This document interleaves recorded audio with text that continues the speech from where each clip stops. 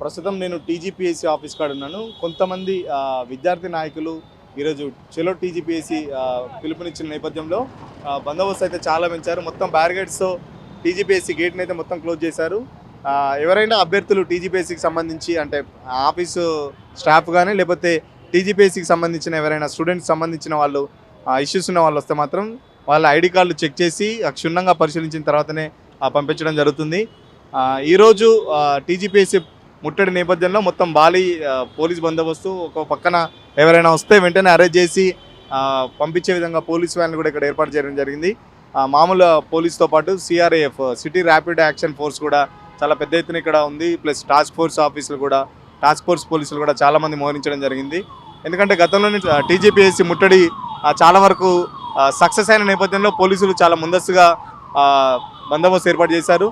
మరోపక్క ప్రభుత్వం మాతో చర్చలు జరపడంతో పాటు మమ్మల్ని అరెస్ట్ చేస్తున్నది అకారణంగా ఎవరు పిలుపునిచ్చినా కూడా అశోక్ నగర్ ప్లస్ చిక్కడపల్లి లైబ్రరీ వీళ్ళకి సంబంధించిన ఎక్కడ స్టూడెంట్స్ కనబడితే అక్కడ ఎక్కడికక్కడ రాత్రి అరెస్ట్ చేయడం జరిగింది.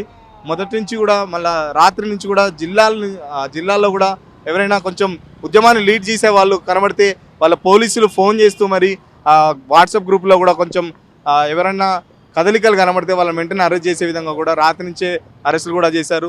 ప్రభుత్వం పక్క చర్చలు జరుపుతూ మమ్మల్ని అరెస్ట్ చేయడం ఏంటని చెప్పేసి ఎవరు పిలుపునిచ్చినా, ఎవరు రాజకీయ నాయకులు పిలుపునిచ్చినా, ఎవరు పిలుపునిచ్చినా నిరుద్యోగులు మమ్మల్ని అరెస్ట్ చేస్తున్నారు అని చెప్పేసి నిరుద్యోగులు ఆవేదన చెందుతున్నారు. చాలామంది ఫోన్ కాల్స్ చేస్తున్నారు, మమ్మల్ని రాత్రి నుంచి అరెస్ట్ చేస్తున్నారు, హౌస్ అరెస్ట్ చేస్తున్నారు, మమ్మల్ని చదువుకోనివ్వట్లేదు, చాలా డిస్టర్బ్ చేస్తున్నారు.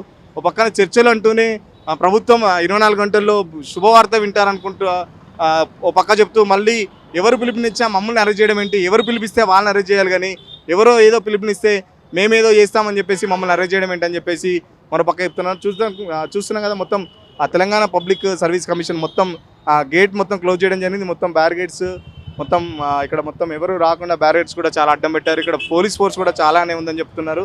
చూద్దాం నిరుద్యోగులు ఎవరైనా వస్తారా లేదా అనేది కూడా చాలా ఉత్కటంగా ఉంది. ఎందుకంటే ఈ పోలీస్ ఫోర్స్ మాత్రం బాగానే ఉంది.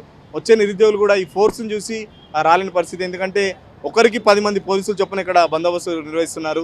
చూద్దాం నిరుద్యోగులు మాత్రం ఇప్పటికైనా ఒక ఆశాభావం వ్యక్తం చేస్తున్నారు. గవర్నమెంట్ మా మాట వింటుందని చెప్పేసి నిరుద్యోగులు అయితే ఆశపడుతున్నారు. కానీ ఈ అరెస్టులు ఇవన్నీ చూస్తుంటే మళ్ళీ మాకు ప్రభుత్వం మీద నమ్మకం పోతుంది. ఖచ్చితంగా మా గ్రూప్ 2 పోస్ట్పోన్తో పాటు పోస్టులు కంపల్సరీ పెంచాలని చెప్పేసి నిరుద్యోగులు డిమాండ్ చేస్తున్నారు. మధ్యాహ్నం సమాజ్గూడ ప్రెస్ క్లబ్లో ఒక రౌండ్ టేబుల్ మీటింగ్ కూడా ఉంది. ఈరోజు సాయంత్రం కూడా మేధావులు కోదండరామ్, అక్నూరు మురళి వీళ్ళంతా కూడా, ప్రొఫెసర్ హరగోపాల్ వీళ్ళంతా సీఎంతో భేటీ అయ్యే అవకాశం కూడా ఉందని చెప్తున్నారు. ఎందుకంటే ఈ సమస్య ఇవాళ ఈ మేధావులతో చర్చించిన తర్వాత రేవంత్ రెడ్డి ఒక ఫైనల్ డెసిషన్ తీసుకుంటారని చెప్పేసి నిరుద్యోగులు మాత్రం చాలా ఆశగా ఎదురు చూస్తున్న పరిస్థితి. ఓవరాల్గా నిరుద్యోగుల్ని ఎక్కడికక్కడ అరెస్ట్ చేస్తున్నారు. ఏదన్నా కాల్ ఇచ్చిన వెంటనే ఎవరైనా యాక్టివ్గా ఉన్న నాయకులు కానీ నిరుద్యోగుల్ని కొంచెం టార్గెట్ చేసి మమ్మల్ని కావాలనే పోలీసులు మమ్మల్ని డిస్టర్బ్ చేస్తున్నారని చెప్పేసి నిరుద్యోగులు కూడా ఆరోపిస్తున్న పరిస్థితి. Camera person Mahesh, Suresh, signal TV, TGPSC office నుంచి.